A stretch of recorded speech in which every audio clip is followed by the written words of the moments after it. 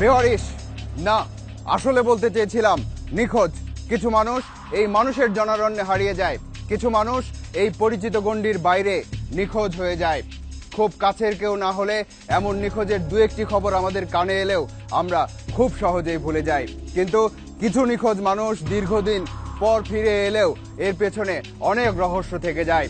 কিছু নিখোঁজ পরিবার আর স্বজনদের হাহাকারে ডুবিয়ে লাশ হয়ে ফেরে, কিছু নিখোঁজ লাশ হলেও একটি বিশেষ চক্রের হাতে পড়ে আবার নিখোঁজ হয়ে যায় চিরতরে। তালাশের এবারের পর্বে আমরা নিখোঁজ মানুষদের খুঁজতে শুরু করেছিলাম, কিন্তু আমাদের অনুসন্ধান আমাদেরকে নিয়ে গিয়ে পৌঁছে দিয়েছে লাশ কাটা ঘরে।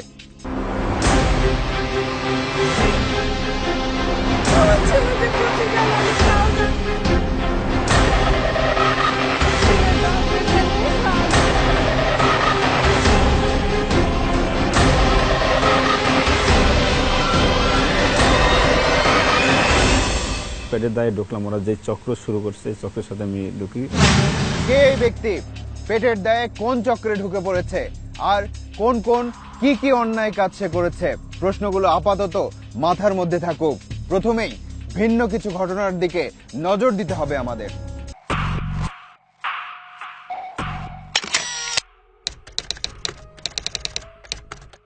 সুমন ঢাকার একটি সরকারি হাসপাতালে ৪র্থ শ্রেণীর কর্মচারী। গিটার বাজানো তার শখ। আমার ছেলে যে কোথায় গেল আমি তাও জানি না, আমি কোনো কিছু বুঝতে পারছি না। আমি সব জায়গাতে খোঁজ করেছি। নাসিমা বেগম রাজশাহীর সিএনবি কলোনি এলাকার বাসিন্দা। তিনি একজন গৃহিণী। কবিরাজ 20,000 দিছি। কবিরাজে কইছে যে তোমার মেয়ে পাওয়া গেছে, তোমার মেয়ে মুখখানো আছে, যাত্রাবাড়ি মেডিকেল আছে, ঠিকানা দিছে। এই ঠিকানা মতন আমি গেছি, গিয়া দেখি বেন্টিস কইরা খালি নাকটা আর মুখটা বাইর করে রাখছে। ময়নার মা রাজধানীর টিকাটুলি এলাকার চা বিক্রেতা। মাসুলটা যে আছে মনে করেন নারী ভুঁড়িটা, ওগুলা ওই মনে করেন কাইটা আলাদা রাখি, রাইখা মনে করেন একটা পলিটিনের মধ্যে লম্বা করে সাজাইয়া লাশের মতন বানানো হয়। বানানো যে বোনসগুলা, যে কঙ্কালগুলা, ওগুলা ওই ড্রামে পাউডার দিয়ে জাল দিলে ওগুলা পরিষ্কার হয়ে যায়। পরিষ্কার হইলে ওই মনে করেন লাইট দিয়ে শুকানো হয়। এই চরিত্রগুলোর নিজেদের মধ্যে কোনো পরিচয় নেই, আর পরিচয় না থাকা মানে কোনো বিষয়ে তাদের সরাসরি সম্পৃক্ততারও প্রশ্ন আসছে না। কিন্তু একটা বিষয় মনে রাখুন যে অনুসন্ধানের প্রাসঙ্গিকতার কারণেই তারা তালাশের কাঠামোর মধ্যে ঢুকে পড়েছে, এবং সে পথেই কোনো না কোনো সময় এদের কেউ না কেউ বড় চরিত্র হয়ে উঠবে। চলুন তাহলে ঘটনার একেবারে ভেতরে ঢুকে পড়া যাক। সোনু, বয়স 25, রাজশাহী শহরে অটোরিকশা চালাতো। গত 9 জানুয়ারি 2014 থেকে নিখোঁজ। এ নিয়ে দ্বিতীয়বারের মতো নিখোঁজ হলো সে। প্রথমবার নিখোঁজ হয়েছিল 8 বছর বয়সে। দীর্ঘ 17 বছর নিখোঁজ থাকার পর 2013 সালের 30 অক্টোবর নিজেই ফিরে আসে সোনু। ফিরে এসে বিয়ে করে ঘর সংসারও শুরু করে সে।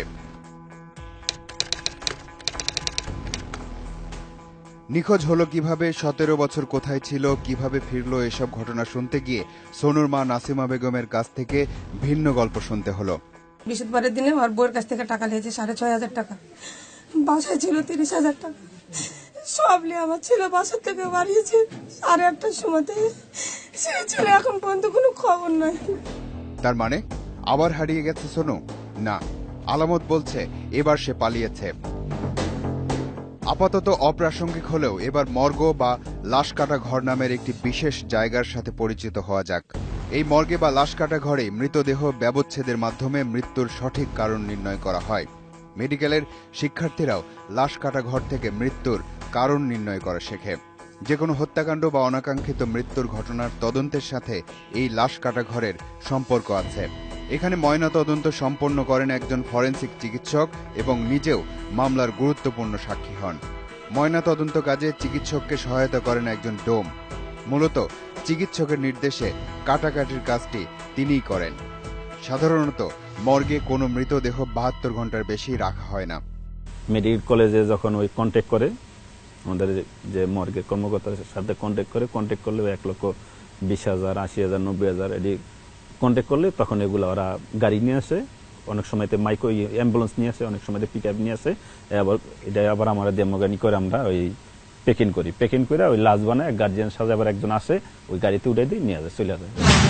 নিখোঁজ হবার দীর্ঘদিন পর ফিরে আসা সন্তানকে নিয়েই সন্দেহ আর অবিশ্বাস দানা বেঁধেছে। আসলেই কি সোনু নাসিমা বেগমের সন্তান ছিল?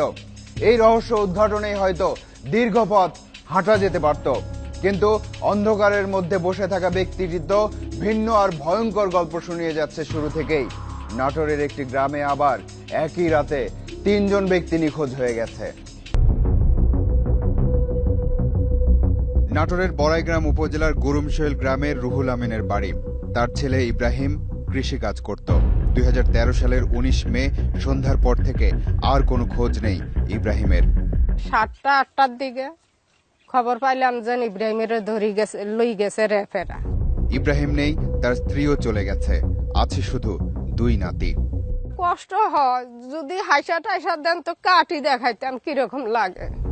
শুধু ইব্রাহিম নয়, গুরুমশৈল গ্রামেরই কামাল নামে আরেকজন নিখোঁজ হয় সে রাতে। আরো একজন আছে, আবু বকরের ছেলে তৈয়ব আলী।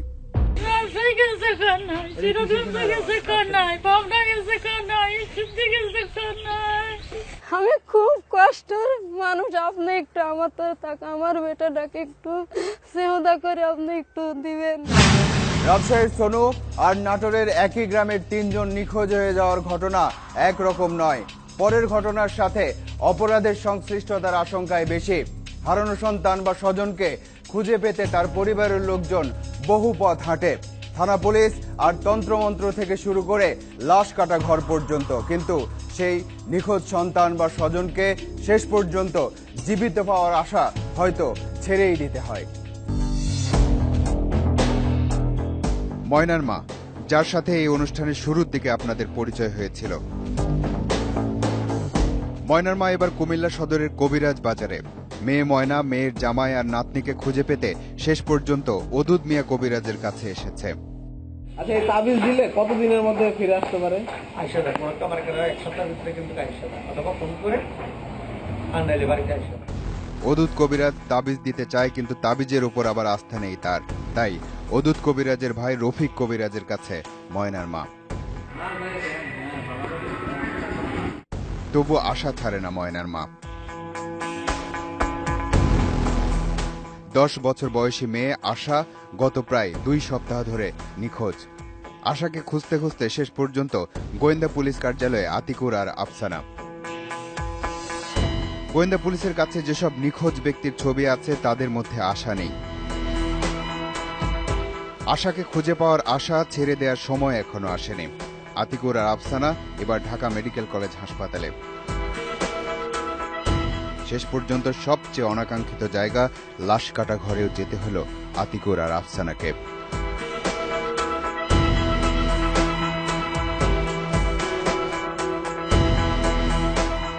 না, এখানেও নেই আশা। লাশগুলো একটা গার্জিয়ান দেখতে আসলে দেখা যায় আমরা রিসিট বই দেখাই দিই, দেখেনি যে লাশ নাই, এনার মজ্ঞাত লাশ আসেনি। আসলে লাশগুলো যখন বিক্রি হয়ে যায় তখন দেখাবো কোনটা, তখন ওই বই দেখাইতে যে নাই কি। এরা যদি বলে যে 10 বছর, এখানে বুঝাইনো হয় যে না 30 বছরের লাশ ছিল, আর এভাবে মানে সিস্টেম করে পাচার করে। ঘটনা অন্যদিকে মোড় নিচ্ছে। ধরা যাক যাকে খোঁজা হচ্ছে সে বেঁচে আছে, আর যদি না বেঁচে থাকে, মানে বলতে চাচ্ছি কোনো অপরাধ নয়, হয়তোবা কোনো দুর্ঘটনারই শিকার হয়েছে। আর এমন যদি হয় তাহলে তাকে পাওয়া যাবে কিভাবে? আর আদৌ কি পাওয়া যাবে সব সময়? অন্ধকারের মধ্যে বসে থাকা ব্যক্তিটি যেসব কথা বলছেন তাতে তো সন্দেহ হচ্ছে। 4 মিনিট পর আসছে।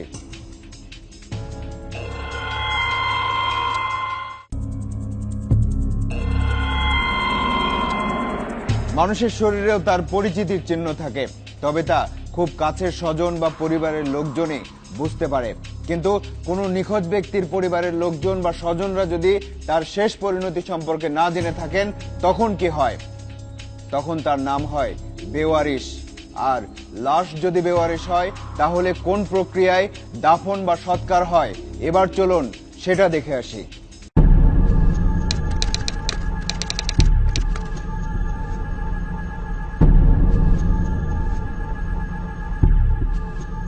আঞ্জুমান মুফিদুল ইসলামের একটি লাশবাহী গাড়ি আসলো। বেওয়ারিশ লাশ দাফন কাফনের জন্য স্বনামে বিখ্যাত আঞ্জুমান মুফিদুল ইসলাম। বেওয়ারিশ লাশগুলো উঠানো হলো গাড়িতে। 7টি লাশ।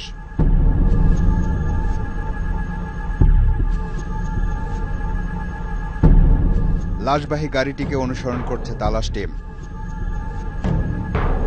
45 মিনিট পর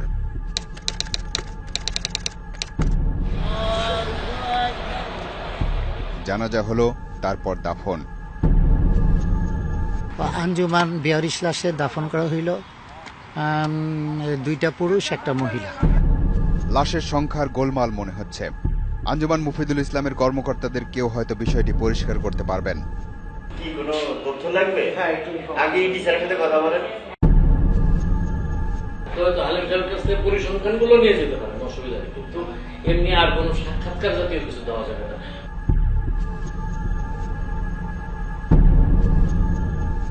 আপনাদের এখানে আপনি ক্যামেরাটা নামায় রাখেন না, ক্যামেরাটা দেখলে ভয় লাগে আমার, ওইদিকে নামায় রাখেন।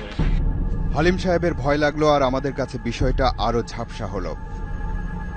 2 মাস পর লাশ কাটা ঘর বা মর্গের ডোমকে প্রশ্ন করা হলো, ওই 18 জানুয়ারি তারিখে কয়টি লাশ আঞ্জুমান মুফিদুল ইসলামকে দেয়া হয়েছিল? 18/1/14 তারিখে জানুয়ারি মাসের আমাদের ঢাকা মেডিকেল থেকে 4টা রিপোর্টে তারা নিয়ে যায় আঞ্জুমান মুফিদুল ইসলাম। 4টে কি বেয়ারিশ? 18 জানুয়ারিতে আঞ্জুমান মুফিদুল ইসলাম কয়টা লাশ দাফন করেছে তা জানতে আবারও সেখানে তালাশ টিম। 3টিও নয়, 7টিও নয়। কাগজপত্রে দেখা গেল ওই দিন মোট 16টি লাশ দাফন করা হয়েছে।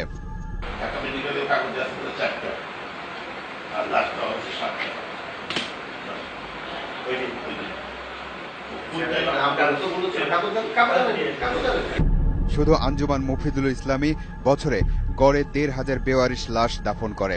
লাশের হিসেবের এসব গড় মিলে সুবিধাকার। অনুসন্ধান ভিন্ন রহস্যের দরজার দিকে যাচ্ছে। আপনারা অনুষ্ঠানের শুরু থেকে একজন বিশেষ ব্যক্তির কথা শুনছেন, যিনি অন্ধকারে বসে থেকে বিভিন্ন রকম কথা বলছেন। সেই বিশেষ ব্যক্তি কোন বিষয়ে কথা বলছেন? আমাদের ধারণা আপনারা এরই মধ্যে তা বুঝতে পেরেছেন। সেই অন্ধকারের ব্যক্তিটিকে এবার আলোয় নিয়ে আসার সময় এসেছে। চলুন তাহলে তার প্রথম কথা থেকে শুরু করা যাক। পেটের দায়ে ঢুকলাম, ওরা যে চক্র শুরু করছে এই চক্রের সাথে আমি ঢুকি। ঢোকার পরে দেখি যে যেই কাজগুলা দামারদা করাইতেছে এটা খুব অন্যায় কাজ করতেছে। প্রথমে ভয় পেলেও সত্য উদ্ঘাটনের স্বার্থে পরবর্তীতে চেহারা দেখানোতে রাজি হয় সে। এই সেই ব্যক্তি, নাম উজ্জ্বল। 2010 সাল থেকে টানা 4 বছর স্যার সলিমুল্লাহ মেডিকেল কলেজ মর্গে আসা মৃতদেহ কাটাছেঁড়া থেকে শুরু করে সংরক্ষণ পর্যন্ত সব কাজ করেছে। কিন্তু এই 2014 সালের ফেব্রুয়ারিতে এসে কাজ ছেড়ে দেয় সে। কেন? আবার সেই আগের উত্তর তার। পেটের দায়ে ঢুকছেন, ঢুকে তো কাজ করতে হতো, এক সময় দেখি এখানে সব কাজ হইতেছে অবৈধ কাজ। এই কাজ আমার ভালো লাগে না, আমি করবো না। অবৈধ বলতে কি? অজ্ঞাত লাশ আসবে, এই লাশ বেচে কঙ্কাল বানায় বেচবে। এগুলা মানুষের গার্জিয়ান এসে লাশ পাবে না, লাশ দাহাইতে গেলে লাশ দাহাইতে পারবো না। এগুলো কাজ তো আমি তো করতে পারবো না। এই কাজ করেননি আপনি? না জি না, আমার দা করাইছে, এখন আমি করি না, আমি চলে গেছি। কি করাইছে? সুমন। চিনতে পেরেছেন এই সুমনকে? এই সুমন সেই সুমন যার সাথে এই পর্বের শুরুর দিকে আপনাদের পরিচয় করিয়ে দিয়েছিলাম। এবার তার আসল কর্মকাণ্ড বের হবে। অ্যাকচুয়ালি আমি এটার বিষয়ে একটা কথা বলবো, যে কিছুদিন আগে এখানে কিছু সাংবাদিক আসছিলেন। মূল প্রশ্নের উত্তর না দিয়ে কথা অন্যদিকে ঘোরানো শুরু করলো সুমন। কিন্তু তালাশ টিম অনর। উনি যে অভিযোগটা করলেন যে এখান থেকে লাশ বিক্রি করে দেওয়া হয়, কঙ্কাল বিক্রি করা হয়, এটা হইলো, আমি একই কথা বলবো যে এটা আসলে যদি এরকম ধরনের আমার বিরুদ্ধে অভিযোগ থাকে, আমি চাই এটা তদন্ত হোক। আসলেই তো শুধু শুধু মুখে মুখে চিৎকার না করে কর্মে প্রমাণ করাটাই উত্তম হবে। আর যে তদন্তের চ্যালেঞ্জ সুমন ছুড়ে দিয়েছে, সেই চ্যালেঞ্জটিও গ্রহণ করা দরকার। কিন্তু তদন্ত করবে কে? তদন্তের আনুষ্ঠানিকতা সম্পন্ন করতে হলে যতটা পথ যেতে হবে ততটা যাবার সময় আপাতত আমাদের হাতে নেই। তাই সুমনের চ্যালেঞ্জ আমরা ছুড়ে দিতে চাই উজ্জ্বলের দিকে। আমি শুধু শুধু মুখে না ছিলে, আমি কর্মের প্রমাণ চাইতেছি। উনি তো এটা অস্বীকার যাচ্ছেন যে উনি তদন্ত চাচ্ছেন বা এটা হয় না। আসলে এই মিথ্যা অভিযোগগুলো আপনি কেন আনতেছেন? আমাদের করাইছে এগুলো আমি জানি না। এখন উনি যদি বলে যে এটা মিথ্যা কথা, তো হবে না। কি কাজগুলো করাইছে বলেন তো আপনাকে দিয়ে? এই অজ্ঞাত বডিগুলো আসলে পচাইয়া আমাকে মাংসগুলা সরাইয়া ওই বোনসগুলো আলাদা করে ফেলে, তো মাংসগুলা দিয়ে আরেকটা লাশ বানাইয়া আঞ্জুমানের সই করে দিয়ে দিত। রাত বইরা উইদারে জাল দিত। জাল দেওয়ার পরে এখানে একটা কফিন আছে, এই যে কফিনটা, এটার মধ্যে লাইট ফিট করা হয়। ওই লাইট ফিট করে ওটার মধ্যে শুকায় রাখে। শুকাইয়া ওই তুষার নামে এক পোলা আছে ন্যাশনালের, ওখানে মনে করেন ওই ওরে খবর দেয়, ওই এসে দেখা যায় যদি পছন্দ হয় টাকা দিয়ে যায়, অনেক সময় তো আমারও টাকা আনতে পারে। সুমন এতক্ষণ উজ্জ্বলের সব কথা শুনছিল। এই ক্ষেত্রে তো আমি আপনাকে একটা কথাই বললাম যে এটা তদন্ত হোক। আবারও তদন্তের চ্যালেঞ্জ। তদন্ত হোক, তো এই আঞ্জুমানে যদি তদন্ত করে কবর করে একটা বোনস পাবে না, সব কাপড় চোপড় মাংস টাংস কোনো বোনস পাবে না ওখানে। হঠাৎ দু একটা লাশ যে সময় দেখতাম যে আমরা এগুলা মানে করা যাবে না, সমস্যা হয়েছে, তখন ওই লাশটা দেওয়া হইতো। এই যে একটা কফিন বক্স,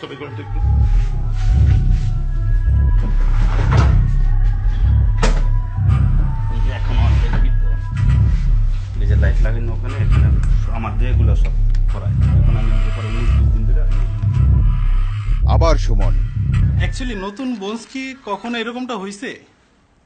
আমি দেখিনি। এটা কি নতুন না পুরাতন, কি মনে হয়? এটা অনেক আগের, এটা মানে বেশি সিদ্ধ দেওয়ার কারণে যাওয়া হয়ে গেছে এগুলো। পুরাতন নতুন একসঙ্গে মিশালো কেন? ওই শর্ট ছিল, মানে সেট মিলানো হয়েছে। আমরা যদি এগুলো স্টুডেন্টদের হাতে না দিই, স্টুডেন্টরা পড়বে কোথা থেকে?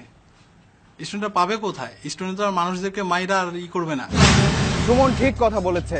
মনে হচ্ছে মেডিকেলের শিক্ষার্থীদের জন্য অনেক দরদ তার, কিন্তু দরদ দিয়ে তার দায়িত্ব নির্ধারিত হয় না। তাহলে লাশ কাটা ঘরে কর্মরতরা তাদের দায়িত্বের বাইরে আর কোনো দরদ দেখাতে পারবে কিনা সেটা জানা দরকার আগে। তারপর উজ্জ্বল আর সুমনের কাছে ফিরতে হবে আবারও, কারণ ওই লাশ কাটা ঘরের সব অংশে তালাশের ক্যামেরার চোখ পড়েনি এখনো। স্টুডেন্টের হাতে এগুলো তুলে দেওয়ার দায়িত্ব কি আপনাদের কিনা? দায়িত্ব আমাদের কি? মোহাম্মদ হোসেন, ঢাকা মেডিকেল কলেজের ফরেনসিক মেডিসিন বিভাগের প্রভাষক। সুমন আমাদের যা বোঝাতে চায় তাই সত্য কিনা তার উত্তর জানতে চায় তার কাছে। ওরা আমাদের পারমিশন ছাড়া কোনো অবস্থাতেই কোনো ডেড বডিতে ইনসিশন মানে ডেড বডির কাছে ধরা ওটা পারে না। বোন বিক্রি করে যেটা, হ্যাঁ, বা মর্গের ভিতরে হাড়গুলো রাখা, এগুলো কি তারা পারে আইনগতভাবে? না, ওইগুলো ওরা কিভাবে করে এটা আপনি কার কাছ থেকে শুনছেন? আমি ঠিক আইনগতভাবে পারি জানি না, ওইটা তাদের করার কথা না। সুমনের কাছে আরো অনেক ঘটনা ওত পেতে আছে, কিন্তু আমরা জেনেছি প্রতি বছর দেশের সরকারি ও বেসরকারি মেডিকেল কলেজের শিক্ষার্থীদের জন্য প্রায় 5 শতাধিক মৃতদেহ প্রয়োজন হয়। সুমনের কথা অনুযায়ী তারাই এই মহৎ কাজের কাজী। কোথায় জাল দেওয়া হতো? কোথায়? ওই রুমে। দেখেন আমাদের। উজ্জ্বলকে অনুসরণ করতে লাগলো তালাশের ক্যামেরা। গ্যাসের লাইন পাওয়া গেল এবার। গ্যাসের লাইন নেওয়া হয়।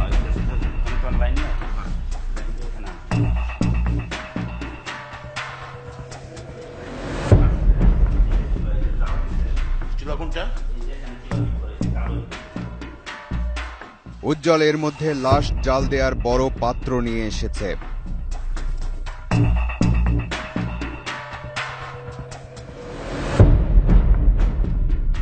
এই লাশ কাটা ঘরে একটা আলমারি আছে। খুললে সেখান থেকে মানবদেহের বিভিন্ন অংশের হাড় বেরিয়ে এলো।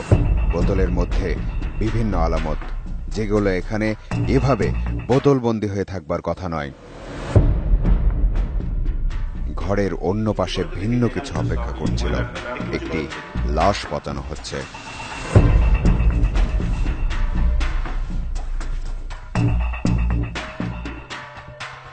এটা পচানোর পর একটু পয়সা গেলে তখন এগুলা নিচে নামানোর পরে উনি সারা রাত্র বিয়া এই মাংসগুলার সুডানের পরে ওখানে জাল দেওয়া হয়। তো সকালে যখন আমি আসি তখন আমার দেহগুলো পরিষ্কার করা হয়। এই বস্তায় কি? এই বস্তায় বোনস, পুরান বোনস, আবার নতুন ময়লা ঠয়লা যদি দেখা যায় বোনস, আর ওরা একবারে দেওয়া যাবো না, তো হেন পুরান কিছু বোনস আছে, ওগুলা দিয়া এটা বাইন্দা দিয়ে দেয়। চোখের সামনে এত কিছু উদ্ঘাটিত হলেও শেষ পর্যন্ত সবকিছু ঠান্ডা মাথায় সামলে নেবার চেষ্টা করেছে সুমন। লাশ কাটা ঘরে দীর্ঘদিনের অভিজ্ঞতায় হয়তো তাকে মাথা ঠান্ডা রাখার এমন কৌশল শিখিয়েছে। লাশ নিয়ে, মৃত মানুষের হাড়গোড় নিয়ে এমন ব্যবসা বন্ধে যথাযথ পদক্ষেপ নেওয়ার পাশাপাশি লাশ কাটা ঘরে কর্মরতদের কর্মকাণ্ডের উপর নজরদারি বাড়াবে সংশ্লিষ্ট প্রশাসন, এটাই প্রত্যাশা। এবার যেতে হবে। আজ চলে যাচ্ছে, কিন্তু যাচ্ছি না। পরবর্তী অনুসন্ধান শেষে তালাশ টিম আবারও এসে দাঁড়াবে আপনাদের সামনে। দর্শক, আপনাদেরকে নিয়ে, আপনাদের জন্য এই অনুষ্ঠান। লিখুন এই ঠিকানায়। প্রযোজক তালাশ, ইন্ডিপেন্ডেন্ট টেলিভিশন, 149-150 তেজগাঁও শিল্প এলাকা, ঢাকা 1208। ইমেইল করতে পারেন তালাশ independent24.tv এই ঠিকানায়। আপনার অনুসন্ধানী মনের দরজা জানালা খোলা রাখুন, কিছু বেরিয়ে এলে আমাদেরকে জানান। তালাশ টিম থাকবে আপনার সাথে।